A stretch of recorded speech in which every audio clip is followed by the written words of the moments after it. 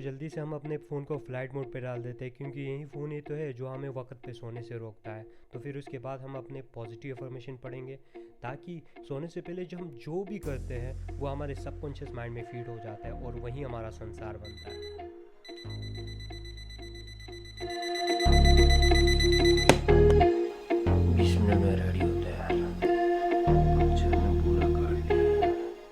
तो अभी हम ब्रश कर लेते हैं और मज़े से फ़्रेश हो जाते हैं। उसके बाद हम थोड़े साफ़ सफाई कर लेते हैं, अपने बेड को बना लेते हैं और उसके बाद हम अच्छे से गर्म कर लेते हैं, क्योंकि अभी सर्दी का वक्त चल रहा है तो ठंड लगने के बहुत चांसेस होते हैं। सॉक्स पहनना बहुत ज़रूरी होता है, क्योंकि हमारे पैर अगर गर्म रहे तो सब कुछ गर्म रहता है। अभी हमने हमारा पहला स्लॉट बना लिया है, तो जल्दी से हम अपने पहले स्लॉट को स्टार्ट करते हैं, पहले राउंड को। तो आहूजा सर की कहने के बाद से हम अपने स्लॉट को कुरान और गीता की पढ़ाई से शुरू करता है। और यूजुअली जब मैंने इनको पढ़ा तो यार ये हमारे ट्रांसफॉर्मेशन के लिए बहुत ही इम्पोर्टेंट किताब है, जो हमें यही सिखाता है that you have to surrender everything to your God. तुम्हें किसी चीज़ की चिंता करने की ज़रूरत नहीं, you have to do work hard, और डिवोशनल वॉक करना बहुत ही इम्पोर्टेंट है। फिर उसके बाद हम वोकेबलरीज़ को रिवाइज करना स्टार्ट करते हैं, और हम डेली बेसिस पे वोकेबलरीज़ को रिवाइज करते हैं, क्योंकि बार बार रिवीजन करने की वजह से ये वोकेबलरीज़ आपके सबकॉन्शियस माइंड में फिट हो जाएगा और आपकी वोकेबलरी इन्हांस हो जाएगा, जो कि क्वेश्चंस को अंडरस्टैंड करने में बहुत इंपॉर्टेंट हो जाता है।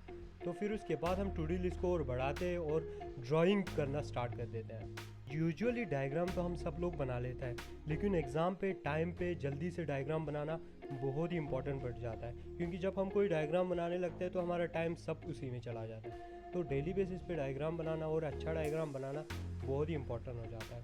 और मैं डेली बेसिस पे मैप बनाने की कोशिश करता हूँ, और ये मैप्स बनाना बहुत ही इंपॉर्टेंट होता है। मैप्स नहीं कह सकते, इसको हम बोलते हैं स्केच, क्योंकि मैप हमेशा स्केल पे बेस्ड होता है।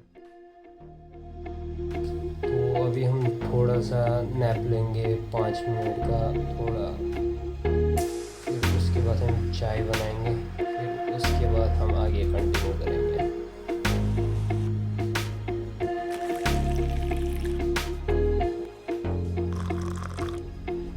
तो गाइस अभी बज चुके हैं 5 बजे बराबर, और हमने अपने लिए कुलचे और चाय तैयार कर लिया है।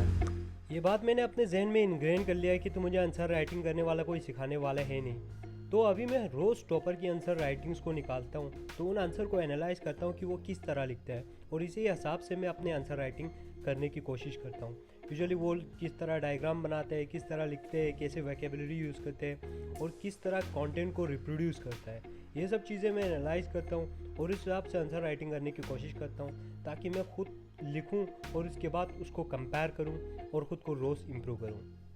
मेरी ये जो फर्स्ट स्लॉट है उसमें मैं अपने बेस को स्ट्रॉन्ग करने में लगाता हूँ, क्योंकि यही तो बहुत ही इम्पॉर्टेंट है। तो 4 घंटे का ये मेरा बेसिक स्लॉट होता है। तो अभी हम एनसीईआरटी पढ़ रहे हैं, क्योंकि एनसीईआरटी को पढ़ना तो बहुत ही इम्पॉर्टेंट हो जाता है। एनसीईआरटी जैसे कि एक लैंग्वेज की अल्फ़ाबेट जैसा है।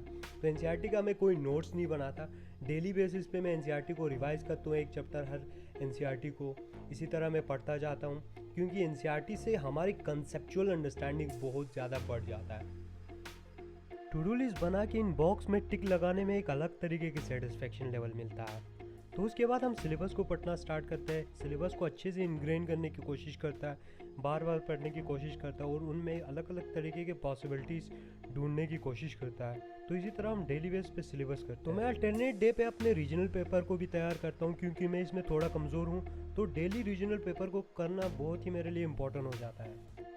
अभी हमारा पहला स्लॉट कंप्लीट हो चुका है, तो अभी टाइम बज चुके हैं 6:45, और अभी हम करने जा रहे हैं एक्सरसाइज करने के लिए यूजुअली मैं छत पे जाता हूँ, लेकिन हमारा जो रूम पार्टनर है वो अपने फ्रेंड के पास चला गया, और आधी रात को उसने मुझको जगाया नहीं, क्योंकि मैंने उसे कह दिया था कि भाई मुझे सोते वक्त कभी डिस्टर्ब मत करना।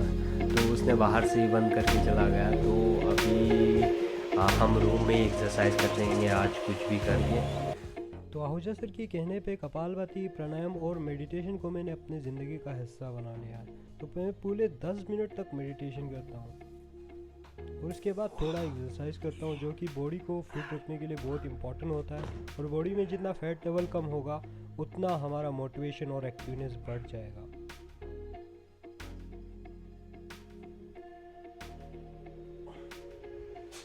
तो फिर उसके बाद मैं थोड़ा बॉक्सिंग करता हूँ और थोड़ा फाइट की प्रैक्टिस करता हूँ ताकि मैं अपने फाइट्स को भूलूँ ना।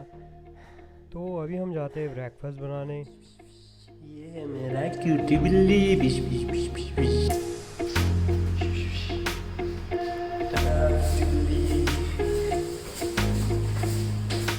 भैया के पास आ जाओ। ब्रेड देना, ब्रेड।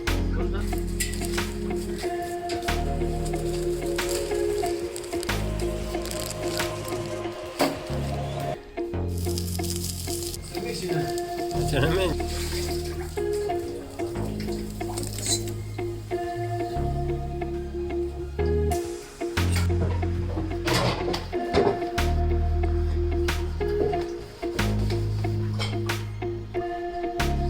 तो अभी सुबह के 10 बजे 4 मिनट हो चुका है। तो अभी हम दोबारा से अपना सेशन लेंगे। अभी हमें लेना है PW UPSC वाला से 2 क्लासेस, एक इकोनॉमिक्स का, एक जियोग्राफी का।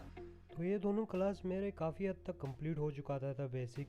तो मैं इसको 2x पे देख लेता हूँ। रिकॉर्डेड में इसलिए नहीं देखता हूँ क्योंकि वहाँ पे 2 घंटे लगते हैं। तो अभी मैं 2 से 2.5 घंटे में मेरा ये पूरा कंप्लीट हो जाता है।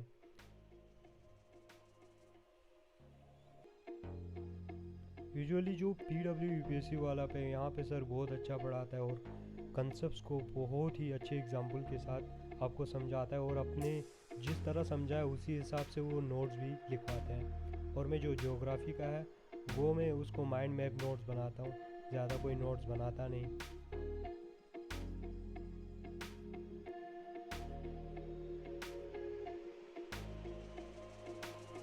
तो उसके बाद लेते हैं हम 5 मिनट का नैप।